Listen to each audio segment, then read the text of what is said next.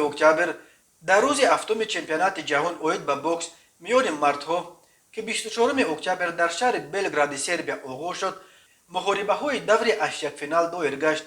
کمیته ملی المپی تاجیکستان خبر داد که روز 31 اکتبر دو ورزشگر تاجیک محاربه کردند و متاسفانه هر دو ناکام شدند. در وزن تا 60 کیلوگرم عبدالرحمن یعقوبوف از الکس دلاکروز بایس از دومینیکانا و در وزن بیش از 92 کیلوگرم جهان قربانوف از ورزشگر هندوستان نرنده شکست خورده از ادامه سبقتها محروم شدند. یادآور میشویم عبدالرحمن یعقوبوف در رقابت اولش رولاند ویلس از نروژ و جهان قربانوف الی اوچولا از کنیا را مغلوب کرده بودند. همین طریق 6 ورزشگر تاجیک الکی اشتراک در چمپیونات جهان را انجام دادند. روز 1 نوامبر در دور 8 فینالی دو ورزشگر تاجیک اشتراکچیان بازی‌های المپی توکیو بهادر عثمانوف و شهباز نعمت‌الله‌اف وارد رینگ میشوند. حریف شهباز کلین کسادی از ایرلند و حریف بهادر سوماچ ونگوسون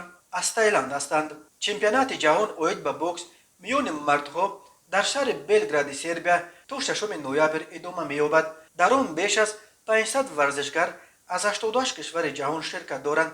رقابت‌ها در 13 وزن صورت می‌گیرند. بار اول در تاریخ چمپیونات غالبان در برابر مدال با جایزه پولی در حجم $100,000 و کمربند برندگان جایهای دوم و سوم باشند. در برابر مدال متناسباً با جایزه پولی در حجم $50,000 و $25,000 قدردانی می‌شوند.